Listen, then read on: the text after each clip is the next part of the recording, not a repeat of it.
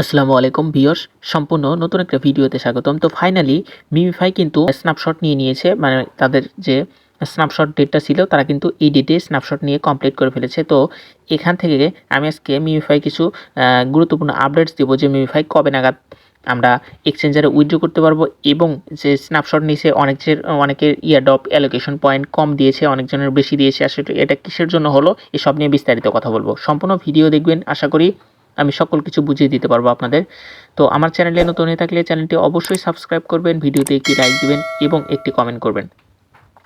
তো এখানে দেখুন, এখান থেকে যদি আমি ইয়ারড্রপ অপশনে চলে আসি, তো ইয়ারড্রপ অপশনে আসার পর এখন কিন্তু আমাদের ইয়ারড্রপের অ্যালোকেশন পয়েন্ট আমরা এখান থেকে দেখতে পারবো। তো এখানে দেখুন আমার কিন্তু অ্যালোকেশন পয়েন্ট এখান থেকে অনেক আমি কম পেয়েছি, কারণ আমি কিন্তু এখানে প্রপারলি কাজ করিনি, কারণ আমার মনে হয়েছে প্রজেক্টটা অতটাও গুরুত্বপূর্ণ না, এজন্য আমি কাজ করিনি। কিন্তু অনেকজনই অনেক পয়েন্ট পেয়েছে। অবশ্যই কমেন্ট করে জানাবেন আপনার ইয়ারড্রপ অ্যালোকেশন পয়েন্টটা আপনি কত পেয়েছেন। এখান থেকে আসলে এই পয়েন্টটা কিসের জন্য বেশি পেলো, দেখা যাচ্ছে অনেক ইউজার আছে, আমি দেখেছি যে অনেক ইউজার অনেক আগে থেকে কাজ করে, তাদের যে এই যে নিচে যে ক্রাইটেরিয়াগুলো আছে এখানে দেখতে পাচ্ছেন, যে ক্রাইটেরিয়াগুলো এখানে গ্রিন কালার দেওয়া আছে, আমি কিন্তু এই ক্রাইটেরিয়াগুলো পূরণ করছি। আমি কিন্তু এখানে প্রিমিয়াম এবং টোন যে ট্রানজ্যাকশন এই দুইটা বাদ দিয়ে কিন্তু সবগুলো করে ফেলেছি। তারপরে কিন্তু আমাকে কিন্তু মোটামুটি এটা বলা যায়, এই টোকেন বলা যায় অল্পই দিয়েছে।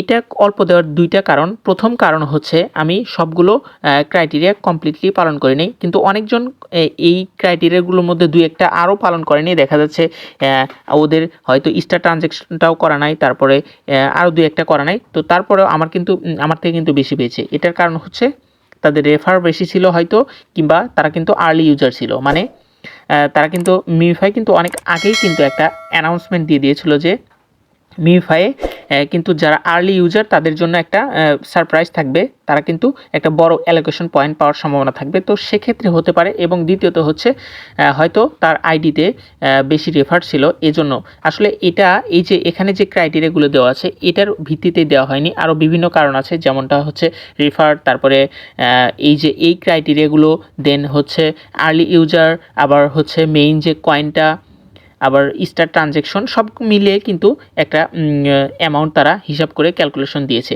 আর এটা দেওয়ার মেইন দ্বিতীয় যে কারণটা হচ্ছে, এটা কম দেওয়ার দ্বিতীয় কারণ হচ্ছে তাদের যে টোটাল সাপ্লাই। আপনারা হয়তো জানেন, আমি গত প্রিভিয়াস ভিডিওতে বলে দিয়েছি যে মিমিফাইয়ের কিন্তু টোটাল সাপ্লাই হচ্ছে 10 বিলিয়নস, মানে 10 বিলিয়ন। সেই 10 বিলিয়নের ক্ষেত্রে এখানে কিন্তু হিউজ পরিমাণ ইউজার আছে। তো হিউজ পরিমাণ ইউজার, আসলে 10 বিলিয়ন টোকেন কিন্তু এখানে কিছুই না। তো 10 বিলিয়ন টোকেন কিন্তু ভাগ করে দিতেই আসলে এরকম সব ইউজার কিন্তু বেশি পাবে না। আর এখানে হিউজ পরিমাণ ইউজার থাকার কারণে সবাই কিন্তু কমই পেয়েছে 10 বিলিয়ন টোকেনে। তো আশা করা যায় যে প্রজেক্টের সাপ্লাই কম এবং এটার কিন্তু ডিমান্ডটাও বেশি থাকবে। আমি আশা করি যে এখান থেকে মোটামুটি একটা ভালো প্রফিট করা যাবে, কারণ এখানে কিন্তু 10 বিলিয়ন সাপ্লাই, সেক্ষেত্রে একটা ভালো একটা প্রাইজে লিস্টেড হওয়ার কথা, এবং সেটা 22 তারিখে আমরা দেখতে পারবো। অবশ্যই আমাদের চ্যানেলে ভিডিও আসবে, কারণ যে এর আগে যে ইয়ারড্রপগুলো, টেলিগ্রামের যে ইয়ারড্রপগুলো লিস্টেড হয়েছে, সেক্ষেত্রে দেখা যাচ্ছে 100, 200 কিংবা 500, 1000 বিলিয়নও কিন্তু লিস্টেড হয়েছে। সেগুলো প্রাইস কিন্তু ওইরকম ছিল না। সেক্ষেত্রে এটা 10 বিলিয়ন একটা ভালো প্রাইসে লিস্টেড হওয়ার কথা। তবে দেখা যাক কি হয়।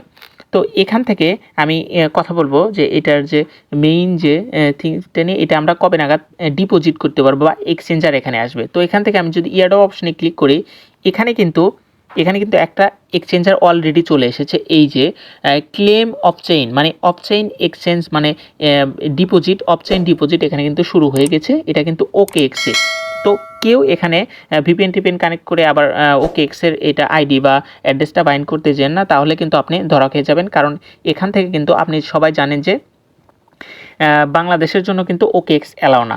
অনেকে হয়তো ভাবছেন যে আমরা তো OKX কানেক্ট করে ফেলছি। আসলে আপনারা যেটা OKX কানেক্ট করছেন সেটা হচ্ছে OKX-এর যে ওয়ালেট, সেটা হচ্ছে আমরা VPN ইউজ করে এটা কানেক্ট করা খুব ইজিলি। কিন্তু আপনি যখন OKX এক্সচেঞ্জার আপনি করতে যাবেন, কানেক্ট হয়তো করতে পারবেন কোনো একটাভাবে VPN কানেক্ট করে, কিন্তু পরবর্তীতে আপনি যখন সেখান থেকে টোকেনগুলো সেল দিতে যাবেন, বা টোকেনগুলো সেল দিয়ে আপনি যখন টোকেনগুলো অন্য অ্যাকাউন্টে ট্রান্সফার করতে যাবেন, তখন কিন্তু আপনি করতে পারবেন না, কারণ এটা কিন্তু বাংলাদেশে অ্যালাউ নেই। সেক্ষেত্রে আপনি কিন্তু এখানে ডিপোজিট কখনোই করবেন না, যারা বাংলাদেশি ইউজার আছেন। আর আপনারা সবাই জানেন যে OKX কিন্তু বাংলাদেশের জন্য না। আমরা যেটা কানেক্ট করেছি সেটা হচ্ছে OKX ওয়ালেট। তো এখানে অনেকেই হয়তো ভাবছেন যে তাহলে আমরা উইথড্র করব কীভাবে। উইথড্রর যে বিষয়টা এখানে কিন্তু আমি আশা করি যে আগামীকাল অথবা 2-1 দিনের মধ্যে কিন্তু এখানে অফ চেইন যে ডিপোজিটে আরও এক্সচেঞ্জার যেমনটা বাইবিট, কুকয়েন এবং আরও কয়েকটা এক্সচেঞ্জার কিন্তু এখানে অ্যাড করার কথা। আমি আশা করি তারা কিন্তু এখানে এক্সচেঞ্জারগুলো অ্যাড করবে। যদি এক্সচেঞ্জার এখানে অ্যাড না করে তাহলে আমাদের পরবর্তী স্টেপটা হবে আমাদের কিন্তু এখানে অনচাইনে ডিপোজিটটা সাকসেসফুল করতে হবে। মানে অনচাইন ডিপোজিট বলতে আমাদের এই ওয়ালেটে ডিপোজিটটা সাকসেসফুল করতে হবে। এই যে এখানে যে মেইন ওয়ালেটটা দেখতে পাচ্ছেন এখানে কিন্তু আমরা ডিপোজিটটা সাকসেসফুলিভাবে করতে পারবো। আর যদি এখানেও আমরা ডিপোজিটটা করতে না পারি তাহলে কিন্তু আমাদের আর উপায় থাকবে না। আমাদের একটাই উপায় থাকবে, সেটা হচ্ছে আমরা যে OKX-এর যে ওয়ালেটটা এখানে কানেক্ট করেছি, আপনারা হয়তো দেখতে পাচ্ছেন এখানে যদি আমি ওয়ালেট অপশন আসি এখানে কিন্তু একটা ওয়ালেট অ্যাড্রেস দেখতে পারবেন। এই যে এখানে কিন্তু OKX-এর যে ওয়ালেটটা এটা আমরা কানেক্ট করেছি, তো এই অ্যাড্রেসে কিন্তু আমরা উইথড্র করতে পারবো। আর এই ওয়ালেটে আপনারা হয়তো সবাই জানেন যে ওয়ালেটে কিন্তু ডিপোজিট করতে হলে বা উইথড্র করতে হলে আমাদের কিন্তু একটা গ্যাস ফির প্রয়োজন হবে। সেক্ষেত্রে আমাদের কিছু পরিমাণ সুই ব্লক চেইনে আমাদের ডলার রাখতে হবে। সেখান থেকে কিন্তু আমরা ট্রানজ্যাকশন ফি দিয়ে বা গ্যাস ফি দিয়ে কিন্তু এখানে আমরা ক্লেম করতে পারবো। তো আশা করি এরকম কিছু হবে না। যদি হয় তাহলে কিন্তু আমাদের গ্যাস ফির প্রয়োজন হবে। OKX-এর থেকে গ্যাস ফি দিয়ে কিন্তু আমাদের এখান থেকে ক্লেম করতে হবে। তো দেখা যাক 2-1 দিনের মধ্যে এক্সচেঞ্জার আসলে অবশ্যই আমি এক্সচেঞ্জারের যে কীভাবে এক্সচেঞ্জারে উইথড্র করতে হয় এসব নিয়ে ভিডিও বানাবো। তো আজকের ভিডিও এ পর্যন্তই ছিল। তো ভিডিও ভালো লাগলে একটি লাইক দিবেন, আমার চ্যানেলটি অবশ্যই সাবস্ক্রাইব করবেন। ধন্যবাদ।